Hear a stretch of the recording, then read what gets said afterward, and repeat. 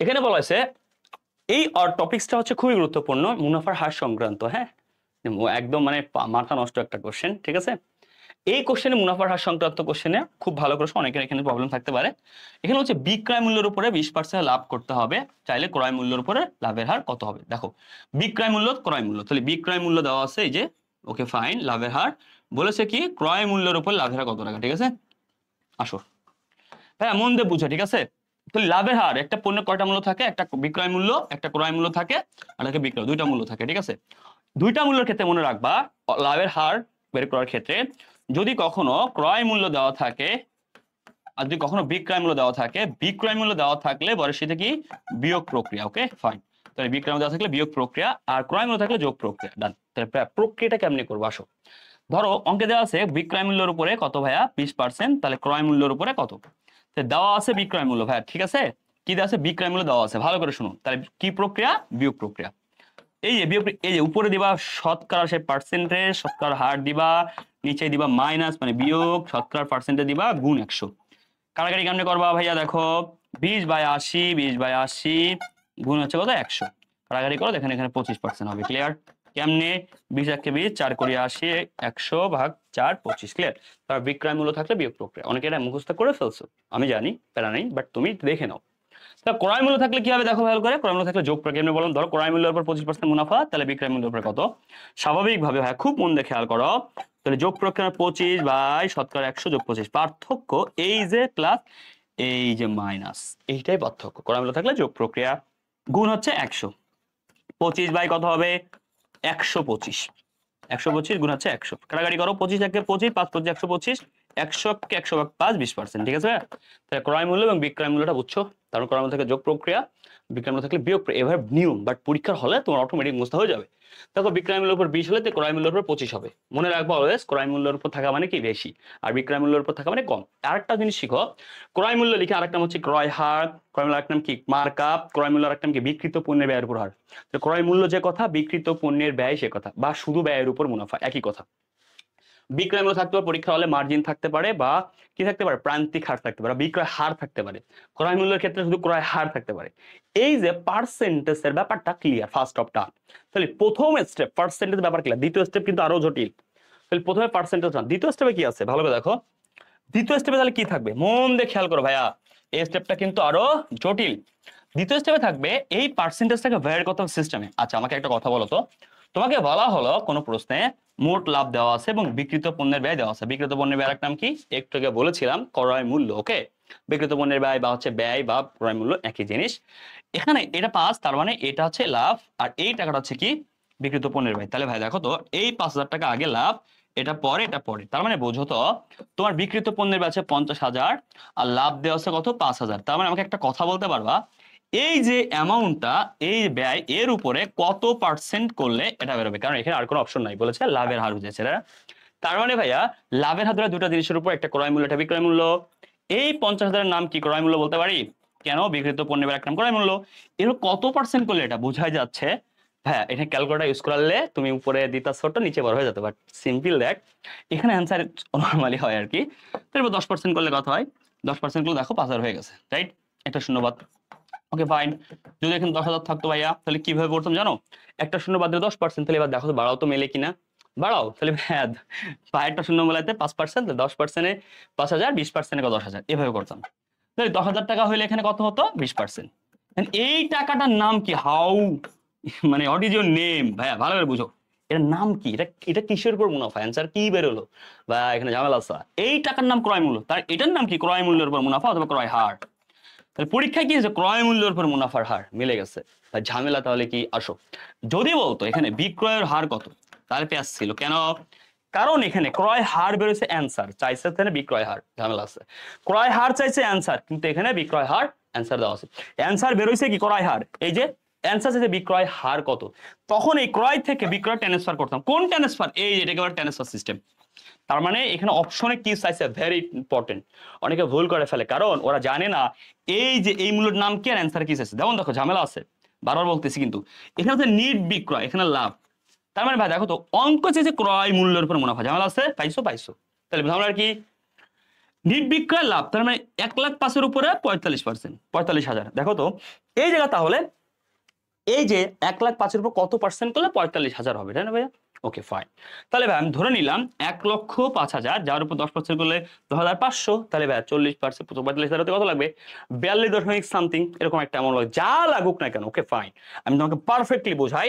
ধরে নাও এখানে কত আছে?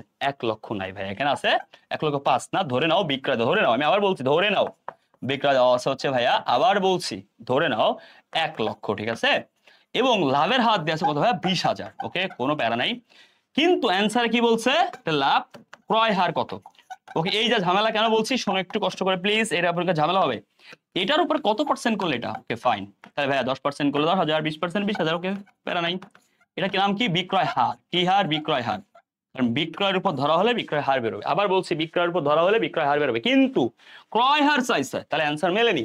আই রিপিট, অ্যান্সার মেলেনি। ট্রান্সফার সিস্টেম, তাহলে অ্যান্সার মেলেনি ট্রান্সফার সিস্টেম। তাহলে বিক্রয়ের উপর থাকলে বিয়োগ প্রক্রিয়া যেতে হবে ক্রয়, তার মানে বিয়োগ প্রক্রিয়া কেমনে? এই যে বুঝতে পারছো, ওই যে সে 1 নম্বরের হেল্প লাগবে, তার 1 নম্বরটা হচ্ছে বেসিক।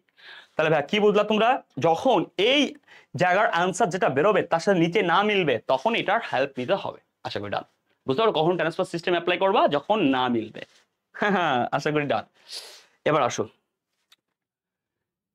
এইবার দেখো প্রারম্ভিক পুঁজি সমাপনী মূল্যের কম পাবে, সেই কোশ্চেনটা অনেক গুরুত্বপূর্ণ, কারণ এই কোশ্চেন থিওরিটিক্যাল হলো তোমার জন্য পারফেক্টলি অনেকে আসলে ভুল করে ফেলে।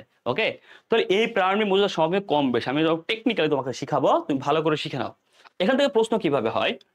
প্রশ্ন হয় সমাপনী মজুদ, সমাপনী মজুদ এত টাকা ছিল, আর সমাপনী মজুদের বাজার মূল্য এবং ক্রয় মূল্যের মধ্যে যেটি কম সেটি মূল্যায়ন করা হয়।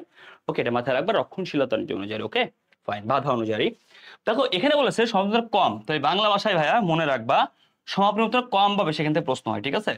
বিকৃত পণ্যের ব্যয় ও নিট লাভের উপর কি প্রভাব পড়বে? আচ্ছা, খুব ভালো কোশ্চেন।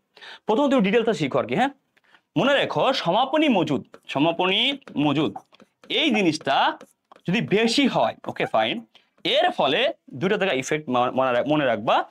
এর ফলে সমাপনী বেশি হলে খুব মন দিয়ে খেয়াল করো, এই সমাপনীদের ফলে ইফেক্ট পরীক্ষায় আসবে বিকৃত পণ্যের ব্যয় কি? লাভের উপর ইফেক্ট কি? লাভ যা মালিকানা সত্যতা, ওকে মালিকানা সত্য, আর লাভ মালিকানা যা আয় করো তা হবে, কারণ আয়কর লাভ বেশি হলে আয়কর বেশি, লাভ কম হলে আয়কর কম। দেখো ভাইয়া সমাপনী মূল্যের সাথে বিকৃত পণ্যের সম্পর্ক কেমন? উল্টা। ওকে, ফার্স্ট কথা, সমাপনী বিকৃত পণ্যের সম্পর্ক কেমন? উল্টা। ওকে ডান। এই প্রশ্ন কলি বেশি বা কম দেখে আসবে। ওকে ফাইন, দেন আসবে প্রারম্ভিক মজুদ, এই এই এই বেটাটাও কম বা বেশি থেকে প্রশ্ন আসতে পারে, তার 4টা প্রশ্ন হতে পারে, এটাও বিকৃত পণ্যের ব্যয় লাভ ক্ষতি ইফেক্ট আসে। তাহলে ভাইয়া প্রারম্ভিক মজুদের সাথে বিকৃত পণ্যের সম্পর্ক ভালো। ওকে ফাইন, তার মানে কি শিখলাম? প্রারম্ভিক মজুদের সাথে বিকৃত পণ্যের সম্পর্ক ভালো। তাহলে প্রারম্ভিক মজুদ পণ্য যদি বেশি হয় তাহলে ভাই বিকৃত পণ্যের ব্যয় কি হবে? বিকৃত পণ্যের ব্যয়ও বেশি হবে, ডান। আর ব্যয় যদি বেশি হয় কি হবে? লাভ কি হবে? লাভ, ব্যয় বেশি লাভ কি হবে? কম হবে, রাইট? লাভ কম হলে মালিকানা সত্ত্ব ওই কি হবে? কম হবে। ওই কম হলে আয়কর কি হবে? আয়কর কম হবে, ডান। ক্লিয়ার? Clear cut. তো এবার আসো প্রারম্ভিক মজুদ পণ্য কোনোভাবে যদি কম হয়, সম্পর্ক একই, তাহলে বিক্রিত পণ্য ব্যয় কি হবে? কম হবে। ব্যয় কম হলে লাভ কি হবে? লাভ বেশি হবে। লাভ বেশি হলে ওই কি হবে? ওই বেশি হবে। আয়কর কি হবে? বেশি হবে, ডান। বুঝছো একই সম্পর্কে কেমনে বুঝবো? আচ্ছা বলো তো, প্রারম্ভিক মজুদ খুব মন দিয়ে বুঝো, আমরা যে অঙ্ক করি, ঠিক আছে, ওই যে আমরা প্রারম্ভিক মজুদ প্রত্যক্ষ খরচ যেগুলো আছে মধ্যে বসে, প্রারম্ভিক মজুদ একটা প্রত্যক্ষ খরচ না? খরচের মানে কথা একটা কি? প্রত্যক্ষ খরচ। সমাপনী একটা সম্পদ, প্রত্যক্ষ খরচ। আচ্ছা বিকৃত পণ্যের ব্যয় কি? এটাও আমি খরচের প্রত্যক্ষ খরচের অংশ দেখাই না যখন আমরা লাভ করি, এভাবে তুমি চিন্তা করো। অথবা এটা দরকার নেই, প্রারম্ভিক মজুদের সাথে মনে রাখো বিকৃত পণ্যের সম্পর্ক একই, সমাপনী মজুদের সাথে সম্পর্ক কেমন? কি ভাইয়া? ক্লিয়ার? আলাদা। তো সমাপনী মজুদ, শত সমাপনী মজুদ, পথে বিকৃত পণ্যের ব্যয়, পথে প্রারম্ভিক মজুদ, বিকৃত পণ্য। দেখো তো খুব ভালো করে দেখো তো এই জায়গায় কিভাবে মনে রাখতে পারো। সমাপনীর প্রথম অক্ষরটা খেয়াল করো, প্রথম অক্ষরটা খেয়াল রাখবা। সমাপনীর মধ্যে দন্তের সহ একা আছে, দন্তের সাথে আকার রস্যিকার কিছু নেই, তার মানে ও একা। তাহলে এর সাথে বিকৃত পণ্যের ব্যয় এটা রস্যিকার মিলবে না, তার মানে এটা মিলতেছে না। প্রারম্ভিক মজুদের সাথে কি আছে? একাধিক আছে, এই দেখছো আকার আছে বা রস্যিকার আছে না? বিকৃত পণ্যের সাথে, তাহলে বলো তো কোনটার সাথে মিলবে? ক্লিয়ার? প্রত্যেকটার প্রথম অক্ষর নাও, তুমি মিলে যাবেন সেটা দেখবা, ঠিক আছে? প্রত্যেকটা প্রথম অক্ষর নিলে দেখবা এই সমাপন একা আছে, এর সাথে মিলবে না, এই দুটো মিলে যাচ্ছে, তার মানে প্রারম্ভিক মজুদ আর বিকৃত পণ্য মিলে যাচ্ছে। ওকে, এবার আসো এখানে কি আছে তাহলে? এই টপিক আমি ক্লিয়ার করলাম, দেখতেই পাচ্ছি সমাপনী উৎপন্ন কম হলে কি হবে, বিক্রিত পণ্য ব্যয় কি উল্টা না, উল্টো বেশি হবে। বিক্রিত পণ্য ব্যয় বেশি হলে কি হবে, আয় কি কম হবে, আর আয় কম হলে কি হবে, মালিকের সাথে কম হবে, আয় কর কম হবে। আর একটা সুপার স্পেশাল দিতে চারটা আমি ডান, ওকে। সুপার মনে রাখবা, সুপার স্পেশাল সমাপনী বেশি হলে কি সম্পত্তি বেশি হয়, সব সম্পত্তি, এটা আমরা জানি না ভাইয়া, জানি বেশি হয়। আর সমাপনী কম হলে সম্পত্তি কম হয়, এটা একটু স্পেশাল। হ্যাঁ, তাহলে চারটা আইটেম ডান। এবার তুমি সুন্দর করে নোট ডাউন করো নিজে। প্রাণী মজুদারটা আমি আগে লিখে দিছি, সমাপনী মজুদারটা এই যে। আসো তাহলে এবার আসো তো 2000 টাকা দেখা হবে। তাহলে কম হলে কি হবে, বিক্রিত পণ্য ব্যয় কি হবে ভাই উল্টা বেশি হবে, ব্যয় বেশি। আর বিক্রিত বেশি হলে মুনাফা কি কম, এই যে ব্যয় বেশি মুনাফা কম। ক্লিয়ার ভাইয়া? বিক্রিত পণ্যের ব্যয়, এই যে বিক্রিত পণ্যের ব্যয় কি হবে বেশি, মুনাফা হবে কম। অনেক সময় এখানে বলে যদি সঠিকভাবে লেখা হতো তাহলে কি হতো, আর এক যন্ত্রণা। এখানে বলো যদি সঠিকভাবে লেখা হতো তাহলে কি হতো, তখন মনে রাখবা যেটা হতো উল্টে যায়। ধরো এখানে যে আনসারটা কম না, যা হবে বল যদি সঠিকভাবে লেখা হয় তাহলে অ্যান্সার যা তার উল্টা হবে শেষ। ওকে ভাইয়া, ডান। আসো তারপরে কি আছে,